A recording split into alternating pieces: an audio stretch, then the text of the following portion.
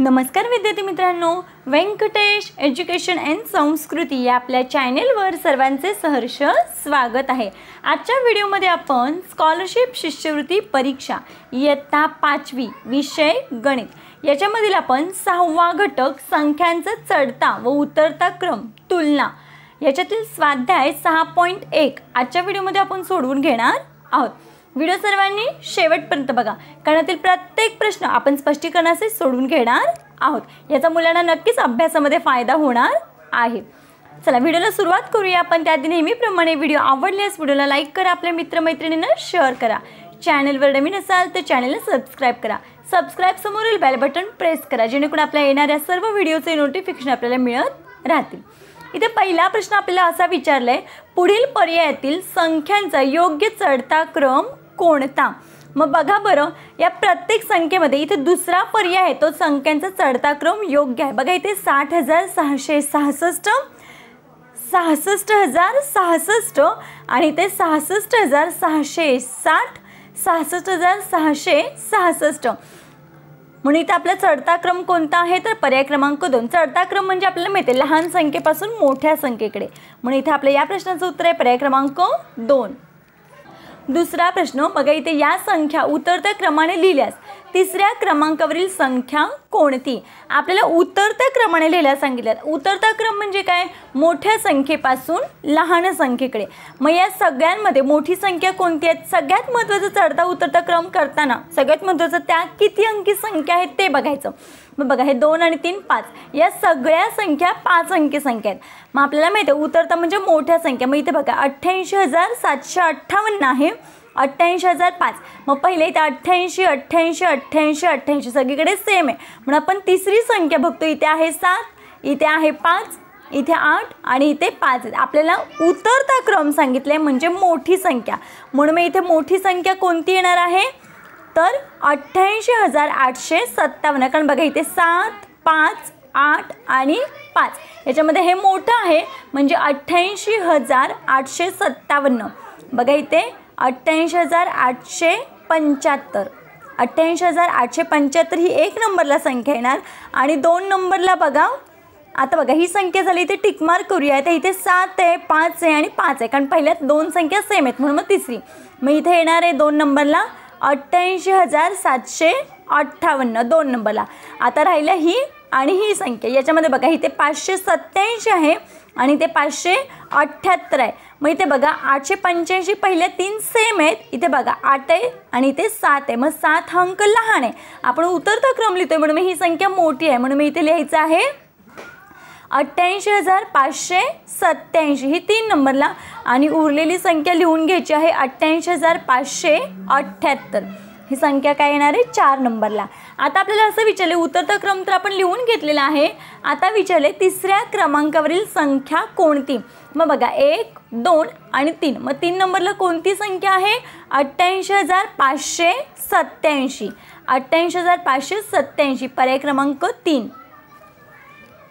पुढचा प्रश्न बघा, चढत्या क्रमानुसार प्रश्नचिन्हाच्या जागी पुढील पर्यायांपैकी कोणती संख्या येईल? आता इथे कोणती संख्या दिली आपल्याला 23,25,919। बघा ती संख्या आपण अंकामध्ये लिहून घेऊया, 23,25,919।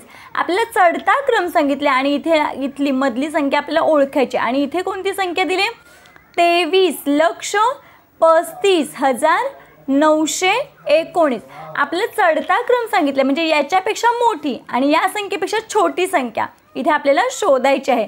मग बघा आपण जर इथे पहिला पर्याय घेतला तर बघा 23,29,000। मग बघा 23,25,000 याच्यापेक्षा ही संख्या मोठी आहे म्हणजे ही संख्या इथे येऊ शकते। आणि बघा 23,35,000 याच्यापेक्षा ही संख्या लहान आहे, म्हणून मग इथे मध्ये कोणती संख्या येणार आहे तर 23,29,829 ही संख्या इथे योग्य आहे, म्हणून इथे आपल्या या प्रश्नाचं उत्तर आहे पर्याय क्रमांक 1। कारण या संख्या बघा 23,24,000 आहे। मग इथे बघा 23,24,819 ही संख्या याच्यापेक्षा सुद्धा कशी आहे, लहान आहे, कारण इथे 25,000 आहे आणि ते 24,000 आहे, म्हणजे याच्या अगोदरची ही संख्या आहे आणि ही संख्या आहे 23,36,000. इथे 35,000 आहे, मग ही याच्या नंतरची संख्या, त्याच्यामुळे ही संख्या इथे येऊ शकत नाही आणि ही सुद्धा संख्या इथे येऊ शकत नाही, म्हणून इथे आपल्या या प्रश्नाचं उत्तर आहे पर्याय क्रमांक 1. पुढचा प्रश्न बघूया. या संख्या चढत्या क्रमाने लावल्यास पहिल्या व शेवटच्या संख्यांची बेरीज किती? बघा, या संख्या आपण चढत्या क्रमाने लावूया. चढता क्रम आपल्याला माहिती आहे, लहान संख्येपासून मोठ्या संख्येकडे. मग सगळ्यात महत्त्वाचं, या संख्या सगळ्या 5 अंकी संख्या आहेत, हे महत्त्वाचं आहे. आता बघा, लहान संख्या शोधायची आहे. इथे 32,000 आहे, 23,000, 32,000, 23,000. आता 23,000 ही संख्या या दोघांपेक्षा लहान आहे, मग इथे 23,900 आहे आणि इथे 23,700, मग ही संख्या लहान आहे, म्हणून मी ह्याला आपण इथे 1 नंबर देतोय, याला इथे आपण 2 नंबर देतोय. आता राहिलं या संख्यांमध्ये 32,900 आहे आणि 32,700, म्हणून मी ही 3 नंबरला आणि ही 4 नंबरला. आपल्याला काय सांगितलं होतं, या संख्या चढत्या क्रमाने लावल्यास पहिल्या आणि शेवटच्या. मग पहिली संख्या कोणती आहे, 23,796 ही पहिली संख्या आणि शेवटची संख्या कोणती आहे, 32,976. यांची बेरीज सांगितली, बेरीज करून घेऊया आपण. 6 आणि 6 12, हाताला 1. 9 आणि 1 10, 10 आणि 7 17, हाताला 1. 9 आणि 1 10, 10 आणि 7 17, हाताला 1, इथे 7. 3 आणि 1 4, 5 6, 3 आणि 2 5. मग आपलं उत्तर किती येते, 56,772. मग बघा बरं, 56,772 पर्याय क्रमांक 4 हे आपल्या या प्रश्नाचं उत्तर आहे. पुढचा प्रश्न बघूया. पुढचा प्रश्न बघा, या संख्या चढत्या क्रमाने लिहिल्या असतात, त्या मांडणीमधील दुसऱ्या व तिसऱ्या संख्यांमधील फरक किती आहे? आता बघा, सगळ्या संख्या 5 अंकी संख्या आहेत. आपल्याला चढता क्रम लिहायच्यात, म्हणजे छोटी संख्या पहिल्यांदा, लहान संख्येपासून मोठ्या संख्येकडे. मग इथे बघा, इथे 87,000 आहे, इथे 85,000, 86,000 आणि हे 84,000. मग आपल्याला माहिती आहे 84,000, बघा इथे 84,271 ही 1 नंबरला संख्या येईल आणि त्याच्यानंतर 85,000, 85,392 हे 2 नंबरला येईल आणि त्याच्यानंतर 86,765 हे 3 नंबरला आणि उरलेली ही संख्या 4 नंबरला. 87,768 हे 4 नंबरला.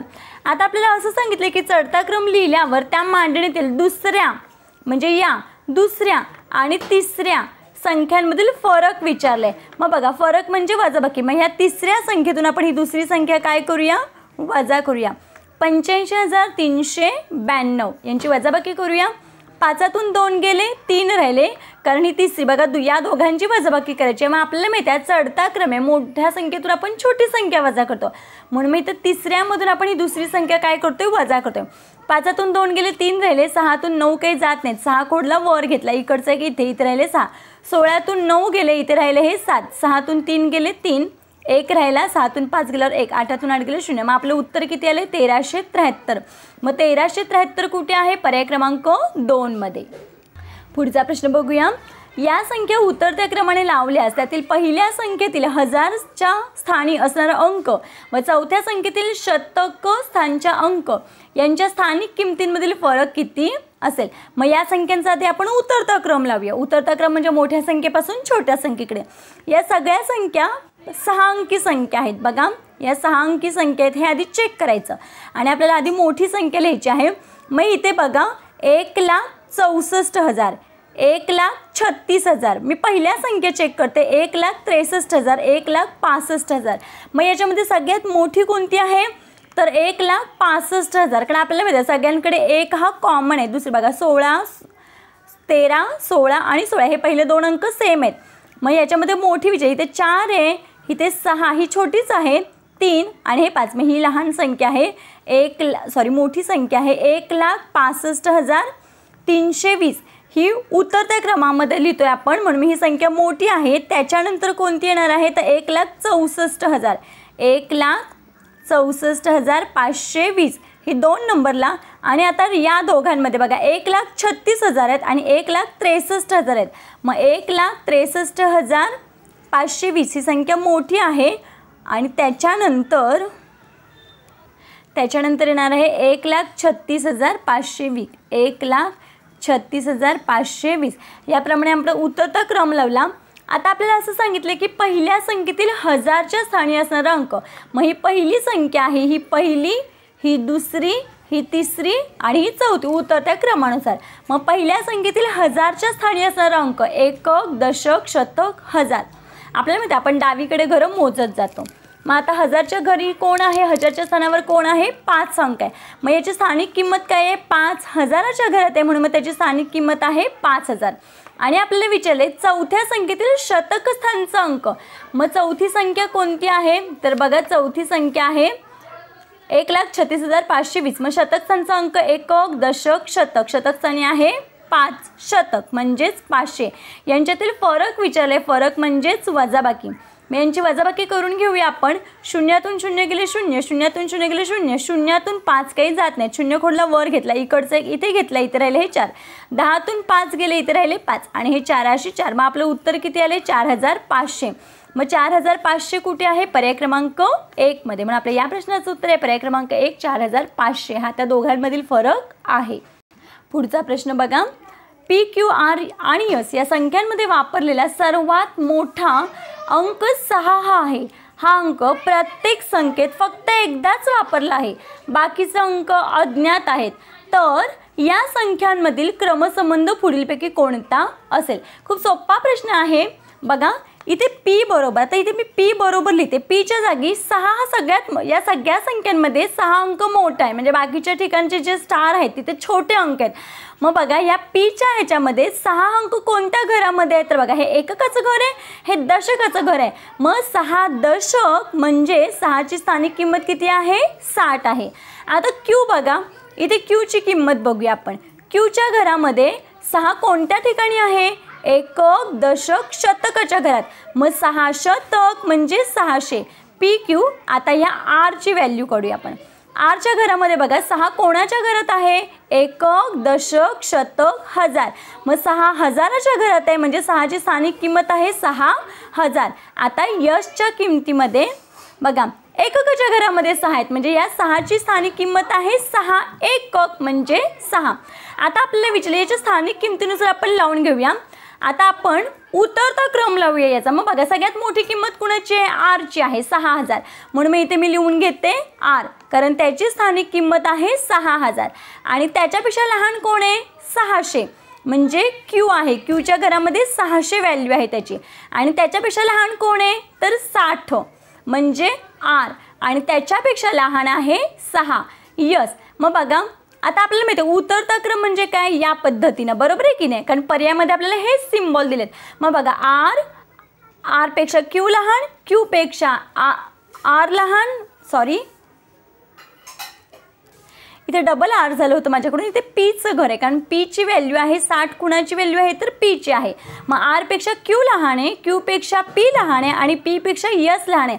मग हे सिम्बॉल आपल्याला कुठे दिसते, तर पर्याय क्रमांक 1 मध्ये। म्हणून आपल्या या प्रश्नाचं उत्तर आहे पर्याय क्रमांक 1। पुढचा प्रश्न बघा, मोरगाव, मोरवाडा, वडगाव आणि वाणगाव या गावांच्या लोकसंख्या अनुक्रमे 22,432, 22,412, 24,326 आणि 22,401 अशा आहेत। या संख्या चढत्या क्रमाने मांडल्यास दुसऱ्या क्रमांकावर कोणती संख्या येईल। मग आपल्याला चढता क्रम मांडायचा आहे। मग बघा या संख्यांचा चढता क्रम लावायचा आहे आपल्याला। मग याच्यामध्ये बघा सगळ्या 5 अंकी संख्या आहेत। आता इथे 22,004 बघा, पहिल्या 2 संख्या सगळीकडे सेम आहेत, इथे वेगळे आहेत, ही मोठी संख्या आहे, आपल्याला चढता क्रम लावायचा आहे। मग या 3 संख्यांमध्ये 22, 22, 22 सेम आहे म्हणून आपण तिसरी संख्या बघितली तर 4, 4 आणि इथे पण 4। आता तिसरी संख्या बघूया, तिन्ही संख्या पहिल्या सेम आहेत। चौथ्या संख्येमध्ये बघा इथे 3 आहे, इथे 1 आहे आणि इथे 0 आहे म्हणून मग ही संख्या लहान आहे, म्हणून मग इथे 22,401।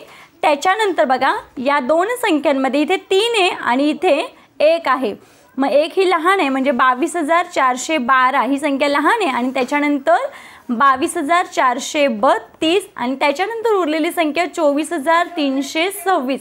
या पद्धतीने आपण काय केलेलं आहे, चढता क्रम लावून घेतलेला आहे। आता आपल्याला असं विचारलं की दुसऱ्या क्रमांकावर कोणती संख्या आहे। मग आपल्याला माहिती आहे पहिलं आणि हे दुसरं, मग दुसऱ्या क्रमांकावर कोणती संख्या आहे 22,412। मग 22,412 कुठे आहे? पर्याय क्रमांक 2 मध्ये. म्हणून आपल्या या प्रश्नाचं उत्तर आहे पर्याय क्रमांक 2. पुढचा प्रश्न बघा. जर 99,341 आणि मध्ये ब्रॅकेट आहे 1,09,45 या संख्या चढत्या क्रमाने लावल्या असतील तर चौकटीत पुढीलपैकी कोणती संख्या येऊ शकेल? बघा इथे चढता क्रम लावायचा आहे म्हणजे 99,341 पेक्षा इथली संख्या मोठी असेल आणि 1,09,45 पेक्षा इथली संख्या लहान असेल. मग या सगळ्या पर्यायांचा जर आपण विचार केला तर याच्यामध्ये आपली ही संख्या योग्य आहे इथे 99,937. कारण बाकी या सगळ्या संख्या म्हणजे ही संख्या याच्यापेक्षा छोटी आहे आणि ही संख्या सुद्धा याच्यापेक्षा छोटी आहे आणि ही संख्या मात्र याच्यापेक्षा मोठी आहे. म्हणून मग इथे आपली योग्य किंमत आहे पर्याय क्रमांक 3 99,937. पुढचा प्रश्न बघूया. बघा याच्यामध्ये 9,09,090 आणि इथे आपल्याला कोणती संख्या आहे? 9,09,900. मग याच्यामध्ये आपल्याला कोणतं चिन्ह येणार आहे ते आपल्याला ओळखायचं आहे. मग आपल्याला माहिती आहे इथे 90 आहे, 9,09,090 आहे आणि इथे 900 आहेत. मग याच्यापेक्षा सुद्धा ही संख्या मोठी आहे म्हणून मी इथे हे चिन्ह येणार आहे. आपल्या या प्रश्नाचं उत्तर आहे पर्याय क्रमांक 1. बघा या पद्धतीने आपण स्वाध्याय 6.1 आजच्या व्हिडिओमध्ये सोडवून घेतलेला आहे. आशा करते आपल्या सर्वांना व्हिडिओ आवडला असेल. व्हिडिओ आवडल्यास व्हिडिओला नक्की लाईक करा. व्हिडिओ कसा वाटला ते कमेंटमध्ये नक्की सांगा. भेटूया पुढच्या व्हिडिओमध्ये. तोपर्यंत नमस्कार. थँक्यू.